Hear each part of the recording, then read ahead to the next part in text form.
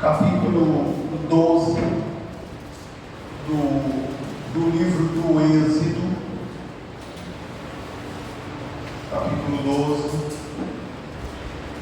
do segundo livro da Bíblia, versículo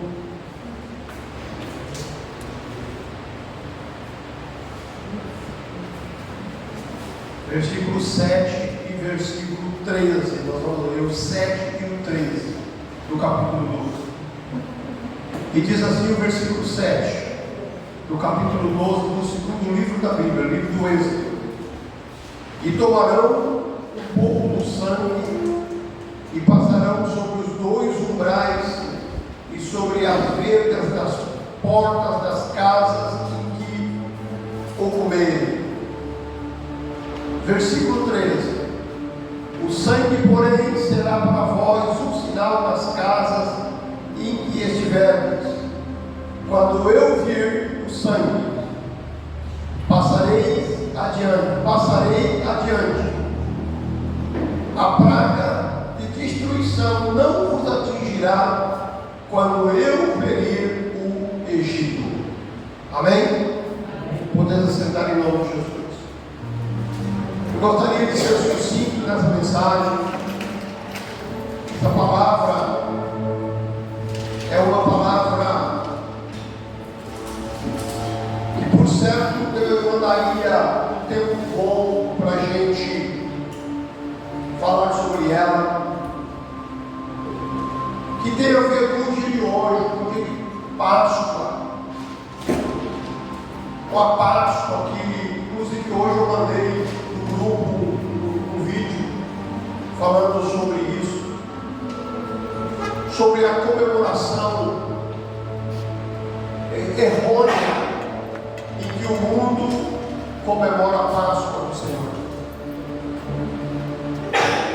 Inventaram o coelhinho, inventaram o ovo de chocolate, e aquilo que era santo foi profanado por conta da ambição terrena, do dinheiro. E não só profanaram a Páscoa do Senhor, mas também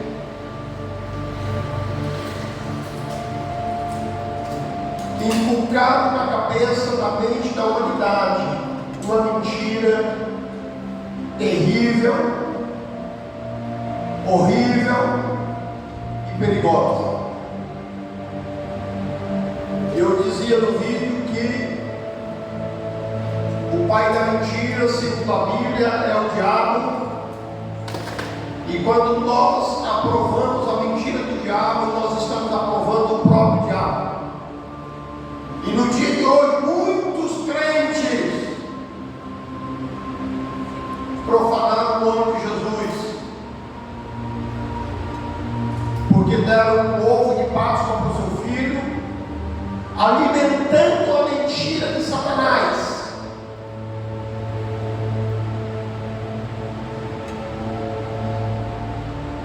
Alimentando a mentira do diabo. E eu disse lá no vídeo: você comprar um chocolate e dar para o seu filho não é pecado. Mas comprar um chocolate, um ovo de Páscoa, dá para o seu filho e passar para ele que a Páscoa tem a ver com o coelhinho da Páscoa, e que a Páscoa tem a ver com o ovo de Páscoa, isso é mentira.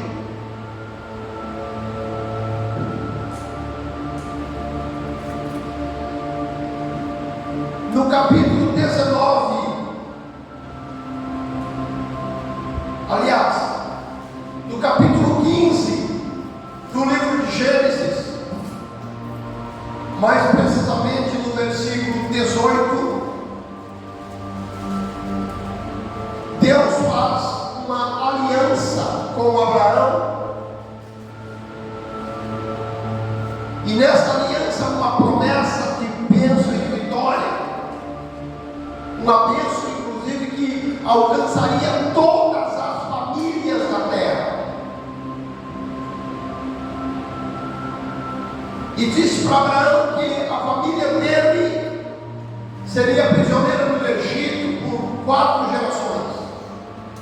mas que ao final Deus, o Senhor, traria justiça sobre o povo, filhos de Abraão, julgaria a nação opressora e libertaria o povo de Israel. Esta foi a primeira das alianças que Deus, uma das primeiras alianças que Deus fez com Abraão. Agora nós lemos que no capítulo 12 do livro do Êxodo, Deus chamou o povo para sair do Egito e conclama um determinado dia e manda que eles celebrem a Páscoa, que eles matem um animal para servir como alimento, como jantar daquele dia que antecede a saída deles, que antecede a Páscoa, mas que desta vez esse churrasco teria que ser diferente. Não era um churrasco normal, era um churrasco apressado. O animal tinha que ser assado, comido com ervas amargas, para lembrar 400 anos de prisão no Egito e de escravidão. E o sangue daquele animal, um cordeiro, teria que ser passado nas vergas da porta e nos umbrais da porta. Era mais ou menos assim: passava sangue assim, assim e assim. Umbrais e a verga da porta, passava-se o sangue. Em toda a casa de judeu, de hebreu, a porta foi marcada com sangue de cordeiro. E eles comeram o cordeiro, prontos para que no outro dia pudessem sair e começar a viagem do êxodo. E naquela noite, Deus envia um anjo,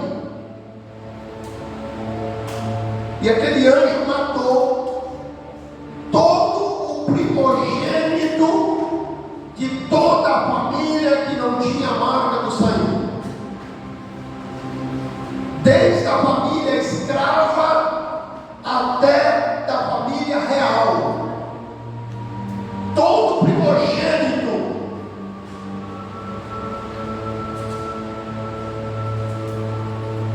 matou todo o primogênito dos animais,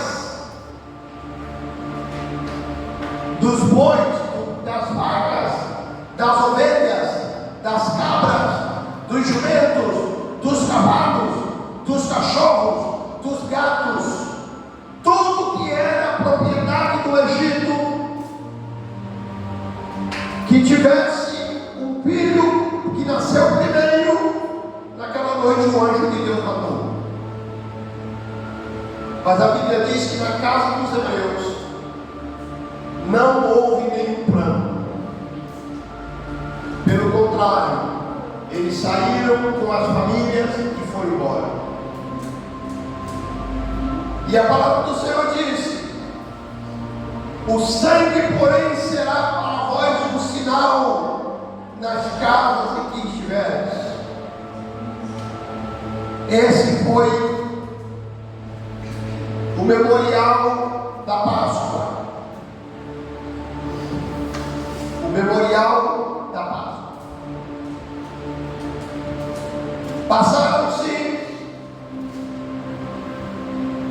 Passaram-se cerca de 1.600 ou talvez 1.700 anos.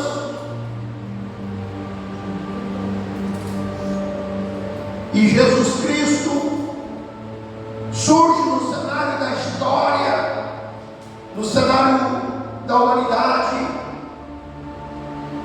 e à véspera do seu sacrifício, ele chama os seus discípulos e ele celebra a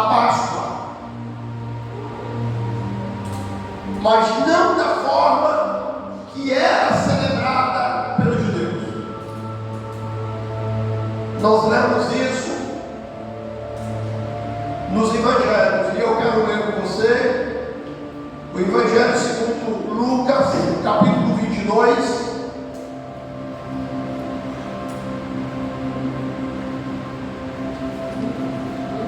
E aqui, a partir do versículo 19, e aqui Jesus muda completamente o cerimonial da Páscoa para a igreja. Ele não mudou para os judeus, ele muda para a igreja, porque a partir daqui o tratamento de Jesus não é com os judeus, e sim com a igreja. Capítulo 22 de Lucas, versículo 19 a seguir. Aliás, versículo 14 a seguir. E diz assim o texto: quando chegou o momento, Jesus e os seus discípulos se reclinaram à mesa. Então lhes revelou: tenho desejado ansiosamente comer convosco esta Páscoa, antes da hora do meu sofrimento. Pois vos afirmo que não a comerei novamente, até que ela se cumpra no reino de Deus. E havendo pegado o cálice com vinho, ele deu graças e ordenou: tomai o cálice e partilhai entre vós, pois vos declaro que de agora em diante não bebereis mais do fruto da vide, até que venha o reino de Deus. E aí ele institui a Santa Ceia do Senhor. O cristianismo evangélico não comemora a Páscoa.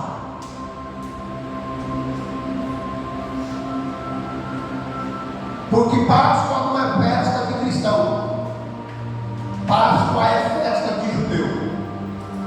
Eu não sei porque tem alguns cristãos que insistem tanto em comemorar a Páscoa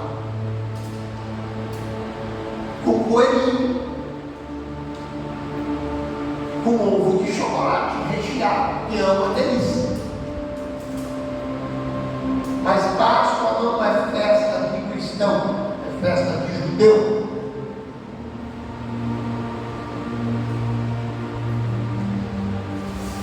E aqui Jesus faz uma aliança com a igreja e com o mundo,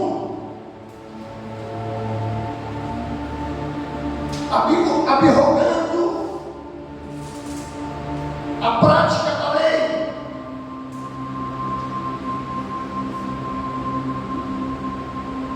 trazendo uma nova, eu diria,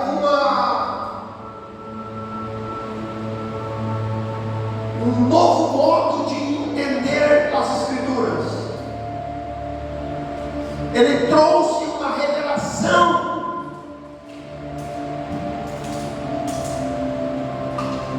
do que de fato Deus quer da humanidade.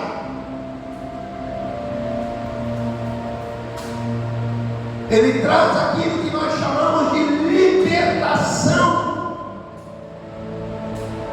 do jugo pesado da lei. Havia algumas coisas, ou por que não dizer muitas coisas, que eram vedadas e proibidas aos homens. Jesus vem e diz desfaz isso. Uma das coisas que Jesus veio e desfez era que na lei o ser humano não tinha liberdade de ter acesso direto a Deus. Não tinha acesso a Deus.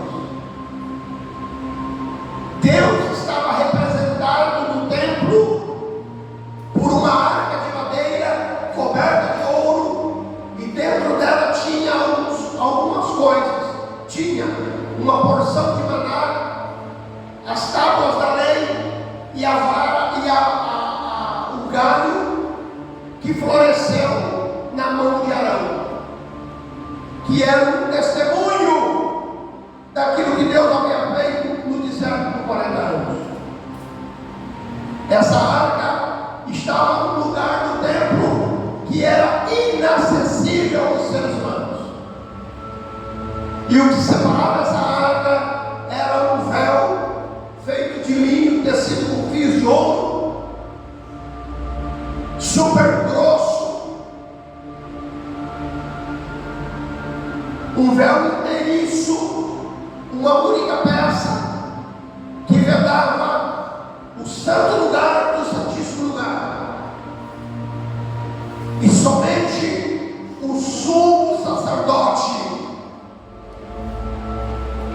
uma vez por ano, depois de sacrificar o seu sacrifício por ele e pelo povo, é que ele poderia entrar no santíssimo lugar, rastejando por baixo do véu, porque a lei dizia que aquele véu era o véu da humilhação, e somente alguém preparado, sem pecado, poderia entrar para ver a arca do conselho. Mas Jesus vem e rompe com essa barreira. Quando ele está lá na cruz, quando ele morre lá ao meio-dia, a Bíblia diz que o céu se tornou negro, escuro como a noite, e a terra tremeu. E quando a terra treme, irmãos, aquele véu se rasga bem no meio, de alto a baixo, deixando a arca do concerto à vista. Jesus estava dizendo que a partir daquele momento, eu e você tínhamos acesso à presença do Deus Todo-Poderoso. Aleluia. Esta foi uma das primeiras proibições que Jesus revogou, tirou, trazendo permissão para a igreja poder vir aqui hoje nesse humilde templo e poder apresentar o seu melhor canto, o seu melhor louvor, a sua melhor canção, a sua melhor oração, a sua melhor oferta. E você agora não precisa de um sacerdote, você não precisa do pastor Adalto, você não precisa de ninguém para falar com Deus. O meu papel de pastor é simplesmente para te animar, para te ajudar a caminhar, para te fortalecer caso precise. O meu papel é dizer: vamos, estamos juntos, mas você não depende de mim para chegar diante de Deus, porque o Senhor Jesus Cristo abriu o caminho para nós. Aleluia.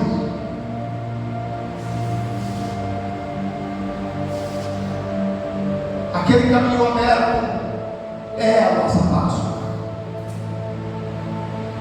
Nós passamos da escravidão do pecado para a liberdade de Cristo Jesus. Ele disse no Evangelho de João, capítulo 8: depois o Filho vos libertar, verdadeiramente sois livres. E Ele nos libertou. Ele nos libertou. Aleluia. Então, queridos irmãos, vamos continuar nossa caminhada. Porque nós estamos debaixo de uma nova aliança. Nós fomos inseridos num novo concerto, um concerto do Filho de Deus para conosco. Uma aliança em que o próprio Deus se compromete em nos responder, em nos atender, em nos perdoar, em estar conosco todos os dias.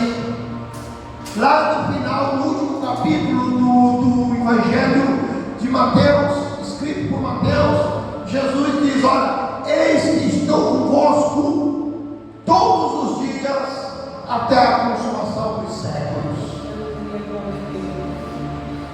É a promessa dessa aliança. Você não é obrigado a sofrer sem ter uma resposta.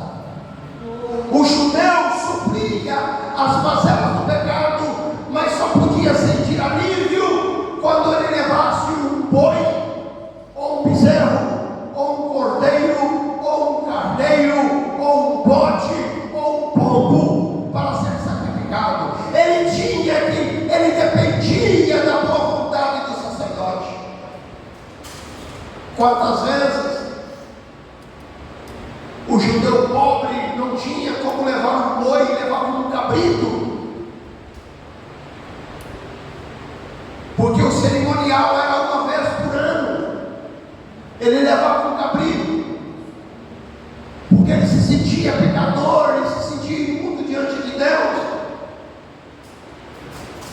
E aí o sacerdote, antes de sacrificar o cabrito dele, ia investigar e encontrava defeito no cabrito.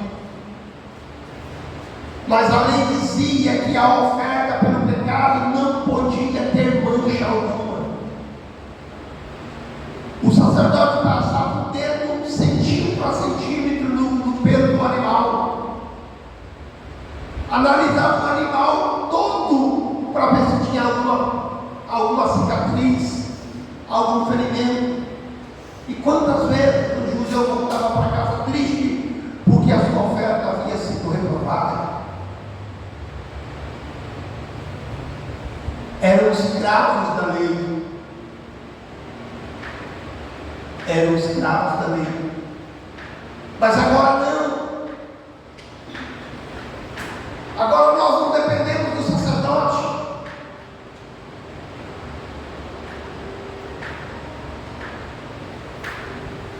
Nós temos livre acesso. E sabe por quê, irmãos? Porque você não é simplesmente um crente sentado no banco da igreja. Se você não se percebe, não se ateve a isso, é bom você se ater. Ah, eu não vou fazer isso porque eu não senti de Deus. Dá vontade de bater em você se você pensar um trem desse. Desculpe eu falar isso. Porque Jesus olha para você e não vê um mero crente do banco. Jesus olha para você e vê um sacerdote. Porque foi isso que ele veio fazer. Se você ler o capítulo 4, o capítulo 5 do livro do Apocalipse, você vai ver que o profeta João está dizendo que Jesus veio nos fazer reis e sacerdotes. Se você ler o capítulo 12 do livro de Romanos, nos deixa claramente escrito que nós somos sacerdotes. Portanto, caros irmãos, rogo-vos pela misericórdia de Deus, que apresenteis vosso corpo como um sacrifício vivo, santo, agradável a Deus, que é o vosso culto lógico ou racional.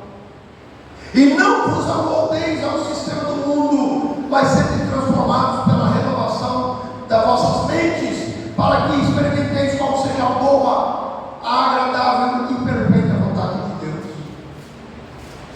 Quem lhe apresentava o sacrifício no passado não era só o sacerdote, mas agora veio o apóstolo Paulo, ensinado por Jesus, e diz: você apresente o seu sacrifício.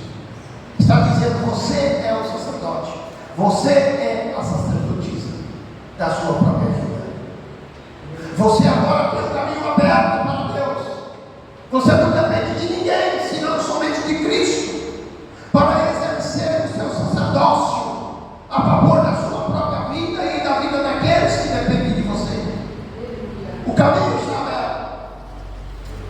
A presença de Deus está acessível.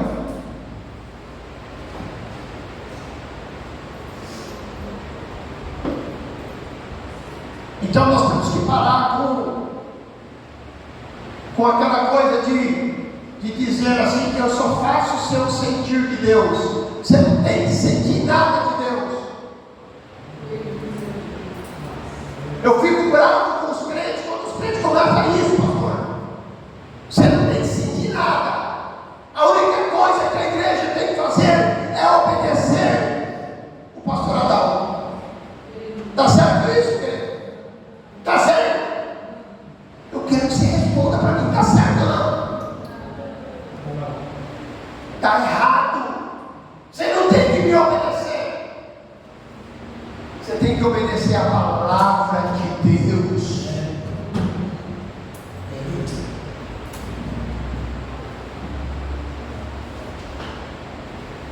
Você tem que obedecer a palavra de Deus.